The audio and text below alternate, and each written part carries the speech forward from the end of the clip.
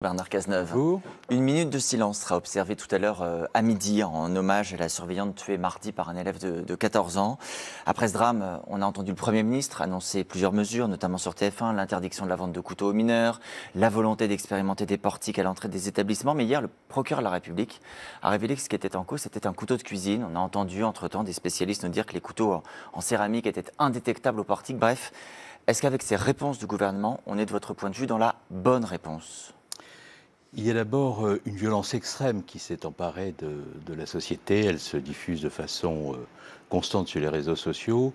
Et cette violence virtuelle peut conduire des individus qui sont fragiles psychologiquement à passer à l'acte.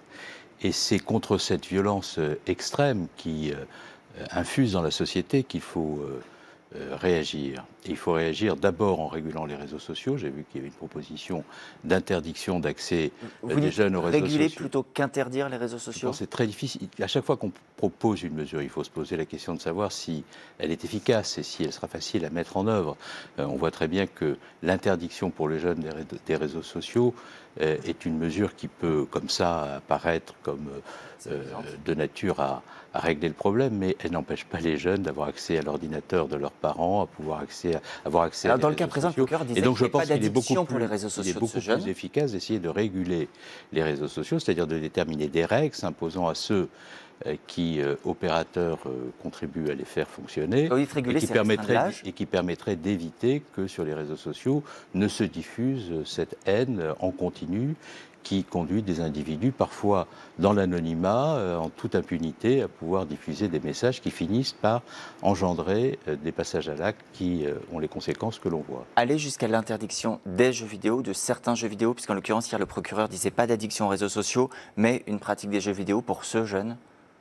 Je pense que là aussi, un certain nombre de jeux vidéo par rapport auxquels on développe des comportements addictifs peuvent avoir les conséquences que l'on a vues. Et donc tout ce qui peut permettre de faire en sorte que dans la société, par la responsabilisation des parents, par la sensibilisation des jeunes, on puisse faire en sorte que ces comportements ne se développent pas, est bienvenu. Hier également, on a appris, selon le procureur toujours, qu'il n'y avait pas de trouble mental établi du jeune. Je précise que l'avocat met un bémol à cette affirmation, mais qu'il n'avait pas supporté la semaine dernière d'avoir été réprimandé par les surveillantes de son établissement après avoir embrassé sa petite amie. Ça exprime quoi ? Ça exprime un problème de rapport à l'autorité d'une génération, de votre point de vue ? Ça exprime trois choses. La première chose, c'est ce que nous évoquions à l'instant, c'est-à-dire une relation à la violence dans la société qui s'est profondément modifiée. Et je pense vraiment que l'addiction aux jeux vidéo, que les réseaux sociaux, que l'internetisation de l'accès à l'image, aux faits, a pu conduire au développement de cette violence extrême. Il y a un deuxième élément, c'est l'altération d'un certain nombre de principes autour desquels, depuis longtemps, nous avons appris à vivre ensemble et qui sont considérablement altérés.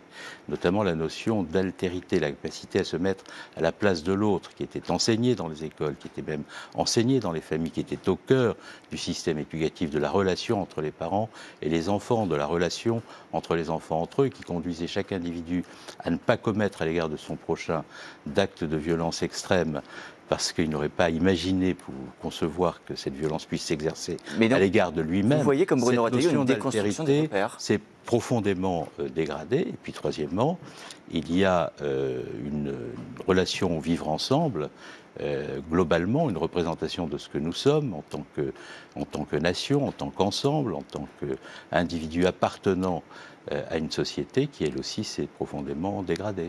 Je voudrais également qu'on parle. Et puis il y a aussi, vous l'avez constaté, non seulement dans la société, mais sur le plan politique, une relation à la transgression, une relation à la règle qui s'est profondément modifiée. Ça veut dire une responsabilité politique de votre point de vue ? Il y a une responsabilité collective qui fait que nous ne sommes plus capables de mesurer toujours, avec l'esprit de responsabilité qu'il conviendrait de toujours mettre en œuvre, les conséquences des propos qu'on peut tenir ou des comportements qu'on peut avoir sur autrui.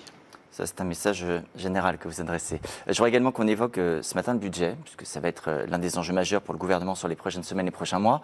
Il se trouve que ce matin, le gouverneur de la Banque de France lance un appel. Il dit qu'il faut un effort de tous, à commencer par les plus favorisés, pour réduire les déficits. Et il se trouve qu'aujourd'hui, au Sénat, un texte est examiné, la taxe dite Zuckman, du nom de son créateur, un impôt plancher de 2% sur le patrimoine des ultra-riches. Est-ce que pour vous, il faut cet impôt ?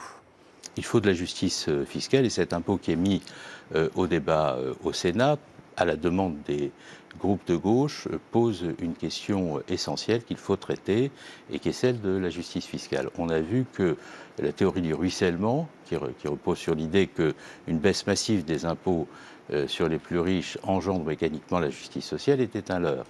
On voit aujourd'hui que la suppression de recettes fiscales nombreuses résultant de cette politique a pu aboutir à des déficits significatifs. 3 200 milliards d'euros de dette, 6,1% de déficit budgétaire. Tout cela remettant en cause ce à quoi les Français sont particulièrement attachés, c'est-à-dire les politiques de solidarité, et de nature à créer des conflits et des sujets de confrontation extrêmement irritants au cœur de la société. Et par conséquent, nous devons, réduire les déficits, sans quoi il n'y aura plus de possibilité de maintenir sans quoi il y aura même un risque de mise sous tutelle du FMI. Absolument. Deux, on ne peut pas réduire les déficits à hauteur de ce que certains proposent, c'est-à-dire 40 milliards d'euros par an, c'est déraisonnable, parce que ce serait récessif et destructeur de nos services publics.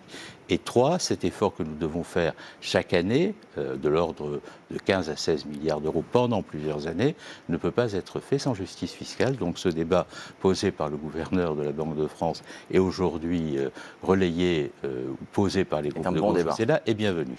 Vous avez, vous, hier, reçu le soutien, l'alliance, je ne sais pas comment est-ce qu'il faut le dire, de l'un des membres actuels du gouvernement, François Rebsamen, qui rejoint votre mouvement, la Convention. Ça signifie que vous êtes désormais un soutien du gouvernement ?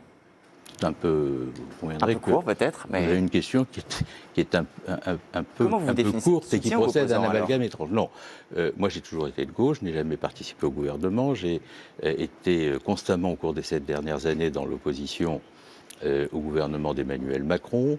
Je l'ai été de façon responsable parce que je sais la difficulté de gouverner. Je pense par ailleurs que dans le contexte d'affaissement des institutions et de difficultés extrêmes auxquelles le pays est confronté, il faut qu'il y ait une gauche de gouvernement qui soit capable de rassembler le plus grand nombre possible de Français autour d'orientations politiques claires, si on veut éviter le basculement vers le décagisme d'extrême droite. C'est Français que vous voulez rassembler, ce sont les déçus du macronisme et les déçus du socialisme. Voilà l'objectif que nous devons poursuivre.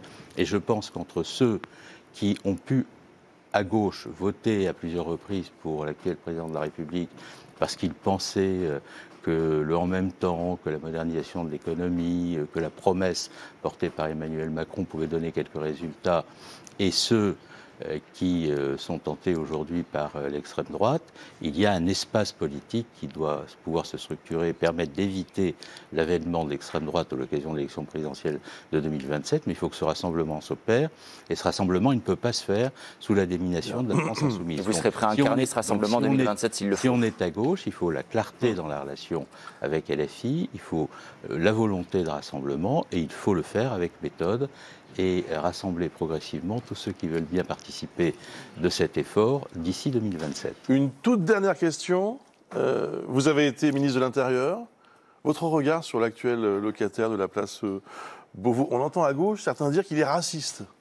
Qu'est-ce que vous pensez de Bruno Retailleau ? C'est très difficile d'être ministre de l'Intérieur dans un contexte où les tensions dans la société sont fortes. Deux, il faut éviter, lorsqu'on est ministre de l'Intérieur, de tenir des propos qui divisent et qui organisent la confrontation à l'intérieur de la société. Et trois, chaque propos qui est tenu, dès lors qu'on décide de parler, doit permettre de rassembler les Français. Je pense que Bruno Retailleau n'est pas tout à fait dans cette démarche. Ça, c'est le style Cazeneuve, si vous permettez. C'est une façon... C'est-à-dire, qu'est-ce que vous voulez dire par là ? Vous voulez dire par là qu'il y a un esprit de nuance, c'est ça ? C'est ça. Qu'on n'y va pas à la hache. C'est ça. Oui, je pense que c'est pas nécessaire. C'est ce que je voulais souligner. C'est absolument pas nécessaire pour convaincre les Français d'être dans la brutalité. Donc vous ne diriez pas qu'il est raciste, par exemple ? Je pense que les propos qu'il tient ne sont pas de nature, toujours, à faire régner l'esprit de fraternité et de concorde que je souhaiterais prévaloir dans le pays. Voilà. Merci beaucoup. Bernard Cazeneuve.